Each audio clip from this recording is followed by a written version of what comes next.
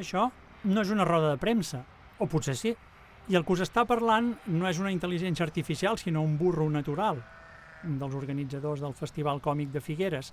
Aquest any, el Festival Còmic de Figueres presenta una programació de 18 espectacles repartits en 4 jornades de la Setmana Santa, amb tota una sèrie de novetats interessants. El Festival Còmic de Figueres, al llarg de totes aquestes edicions, sempre ha intentat recollir les tendències humorístiques del moment. No ens n'estem de res i presentarem el podcast de La Ruïna, de l'Ignasi Taltabull i en Tomàs Fuentes. Serà el tret de sortida de la programació d'espectacles del festival.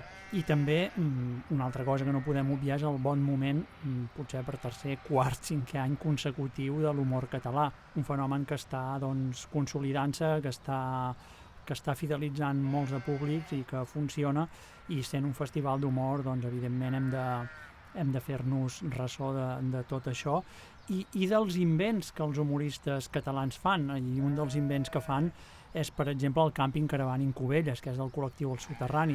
Ja no només és sortir a monologar, sinó que és donar un format d'espectacle monologat, és a dir, i anar tirant d'aquí. El càmping Caravana en Cubelles són 9 sessions que fan ells un cop al mes a Barcelona, i aquí a Figueres han preparat una cosa molt, molt, molt especial, perquè fan una síntesi dels 6 que s'hauran celebrat fins ara i ens aventuraran una mica de com iran els 3 darrers. És a dir, que molt recomanable assistir al Teatre Municipal al Jardí el dissabte 8 d'abril a les 9 del vespre.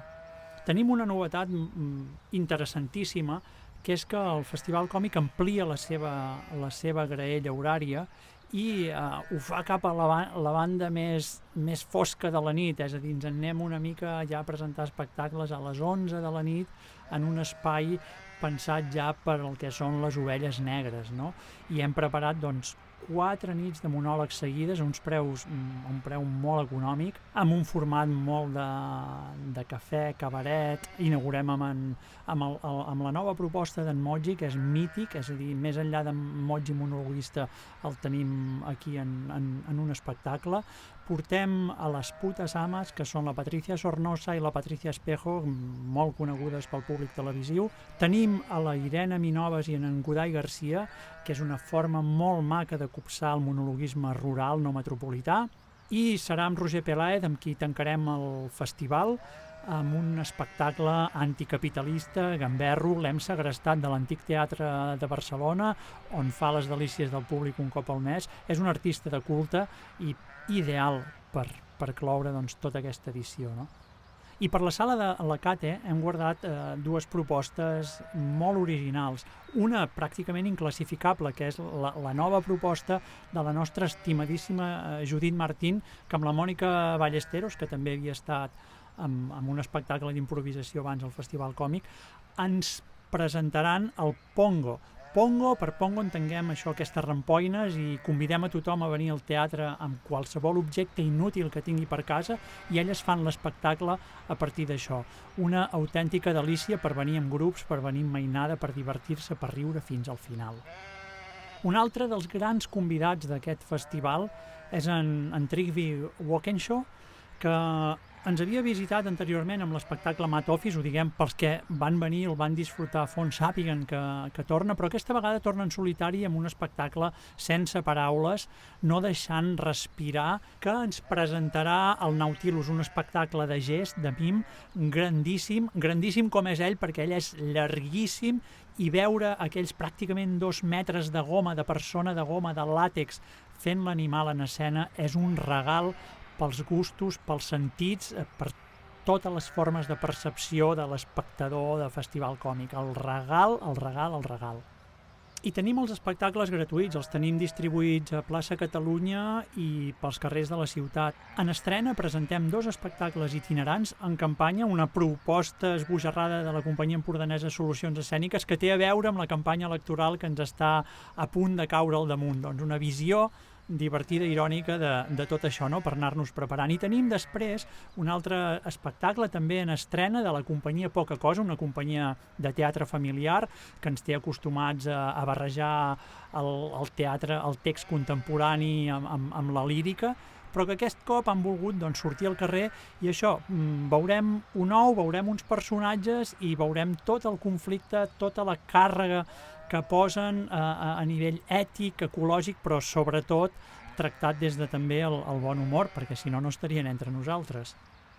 I a Plaça Catalunya presentem l'Esbríndola amb en Leo Cristiani, un virtuosíssim de la roda Sir, aquella roda gegant i un personatge celebrat, boig, ideal per menjar-se al carrer i les ganes del públic de venir i passar la tarda entretinguda. I també presentem a la Tanit. La Tanit és també una artista de circ alemanya que ens presentarà al Salón de Sastre, és a dir, un cabaret però envoltada de hula hoops i les 1000 bestieses que fa amb els hula hoops i la participació del públic. I perquè nosaltres som conscients de que no tothom que voldria venir al festival pot venir, hem pensat en l'Hospital de Figueres.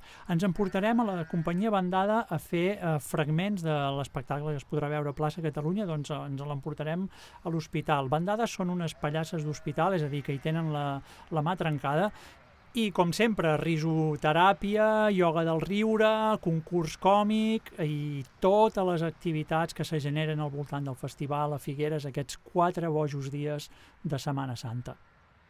I continuem amb el concurs de vídeos i mems humorístics en català, tercera edició. Aquest any l'hem rebatejat, es diu Llengot, agafa una nova personalitat i ens focalitzem allà on més important és fer la feina en aquests moments, que és en els centres d'ensenyament.